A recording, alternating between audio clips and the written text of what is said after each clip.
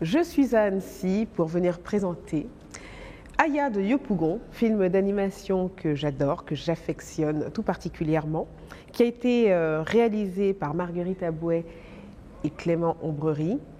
Les coupables qui ont créé cette BD il y a quelques années, Marguerite à l'écriture et Clément au dessin. Et voilà, je suis une fan, si aussi, aussi, une fan de la première heure. Et voilà, quand Marguerite m'a proposé d'être la voix d'Aya, j'ai sauté de joie, j'ai dit oui, et je l'ai fait. Et ce soir, on est là pour présenter le film au public et voir quelles seront les réactions, mais on est assez confiants. J'ai accepté parce qu'ils m'ont enfermée dans une cave avec des pitbulls. Et au bout de 12 jours, j'avais vraiment faim. J'ai dit oui. Non, mais j'ai accepté, comme je vous le disais, parce que j'adore la BD. J'adore ce qui est raconté en creux dans les 6 tomes. J'aime le portrait, la galerie de portraits qui est faite dans ce quartier d'Abidjan, un quartier populaire à la fin des années 70. C'est empreint à la fois de nostalgie, il y a un humour qui est décapant, il y a beaucoup d'émotions. C'est authentique, c'est raconté de l'intérieur, c'est pas exotique et en même temps, c'est incisif.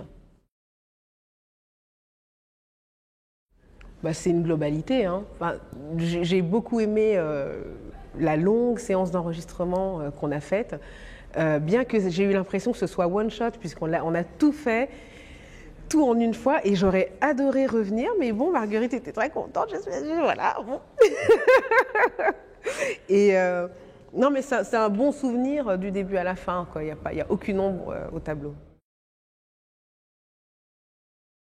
Bah, ce qui diffère, c'est d'abord que je ne joue qu'avec ma voix, évidemment, et que je m'identifie à un personnage qui existe réellement, puisqu'il est, d'une certaine façon, il est réel, puisqu'il est dessiné, il est animé devant moi, et que j'essaye d'épouser son corps, ses manières, ses intonations, enfin l'idée que je m'en fais en tout cas.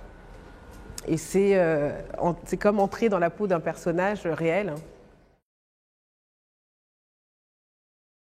Je veux que les gens rient, je veux que les gens se gossent, je veux qu'ils... Non, ils ne vont pas pleurer, parce que ce n'est pas si triste, mais je veux qu'ils soient émus.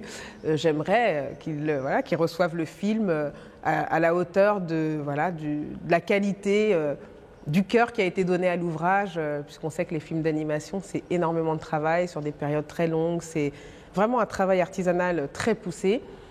Et puis en plus, la magie, c'est que le travail ne se voit pas après, donc j'espère juste que les gens vont passer un superbe moment et qu'on sera encore plus fiers qu'on ne l'est déjà. Bah, et en plus, j'imagine qu'il va y avoir Aya le 2. Je sais pas, bah oui, ouais, ce sera avec plaisir. Ouais. Avec grand plaisir.